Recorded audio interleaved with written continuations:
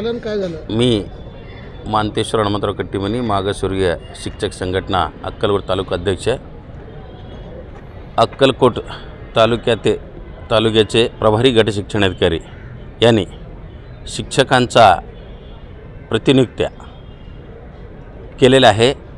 ते कुठलंही कशाचे त्यांच्याकडे अधिकार नसताना ते अधिकार विभागीय आयुक्तांना आहे त्यांचं हे वापरून कायदा काय म्हणते त्यांचं नियम वापरून मनमानी कारभार करून शिक्षकांच्या बदल्या केलेत.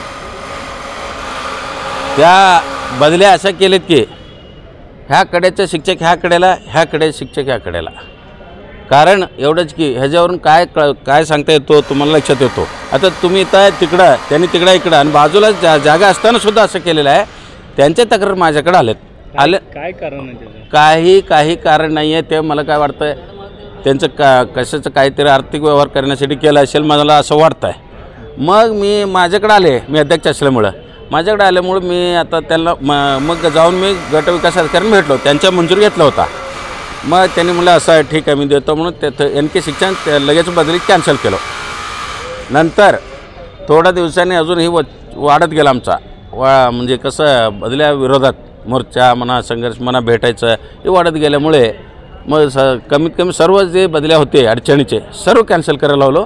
आता तसं मी केल्यामुळं शिक्षक खुश झाले. ज्यांच्या अडचणी होते त्यांनी हजर झाले, त्यांनी खुश झालेत.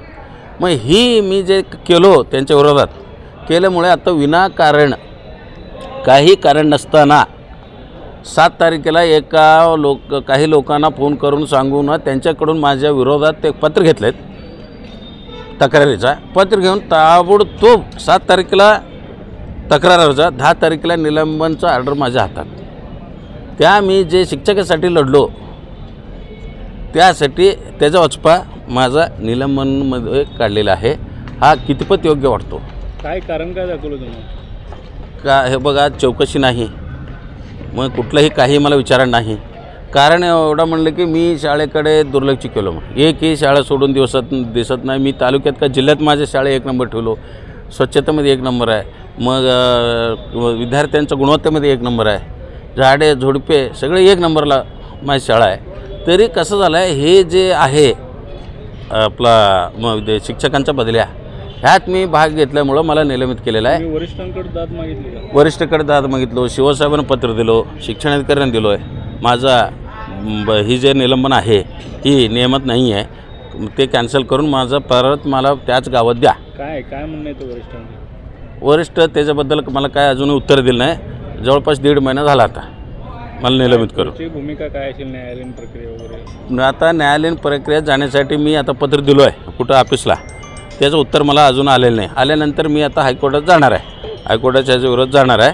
ही असं शिक्षकांना असं त्रास देणारे अधिकारी जर असतील मग शिक्षणाचा कसं हे होईल, गुणवत्ता वाढेल तालुक्यात माझी एकच शाळा आहे. तुम्ही बघा जाऊन विचार कोणाला पण कट्टीमनीची शाळा कसं आहे, त्याला कट्टीमनीची शाळा म्हणतात. कट्टीमनी शाळा म्हणते त्याला, जिल्हा परिषद कन्नड मुली शाळा म्हणत नाही, कट्टीमनी शाळा म्हणतात.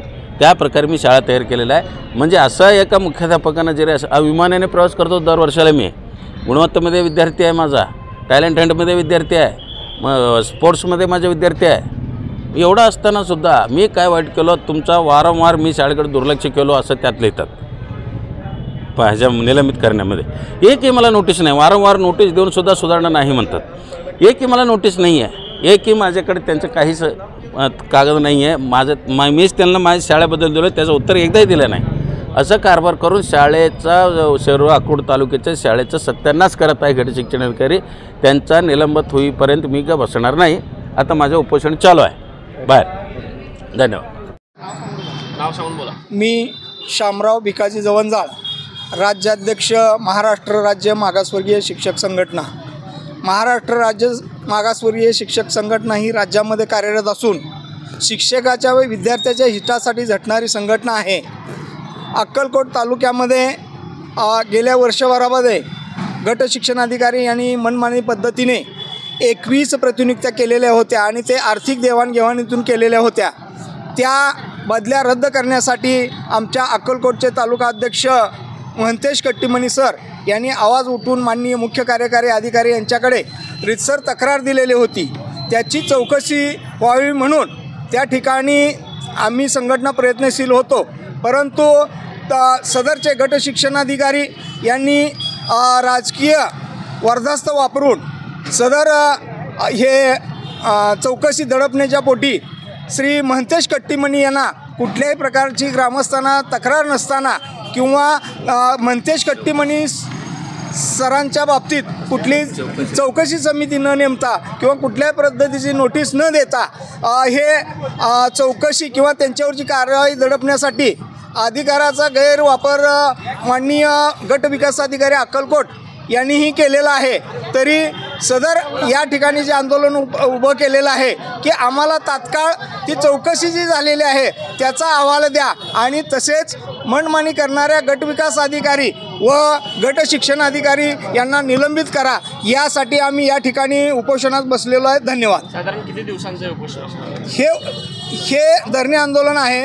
हे आंदोलन जोपर्यंत चौकशी अहवाल मिळत नाही आणि तोपर्यंत तसेच गट शिक्षण अधिकारी आणि गट विकास अधिकाऱ्यांना निलंबित केलं जात नाही तोपर्यंत या ठिकाणी साखळी पद्धतीनं दररोज धरणे आंदोलन करण्यात येईल.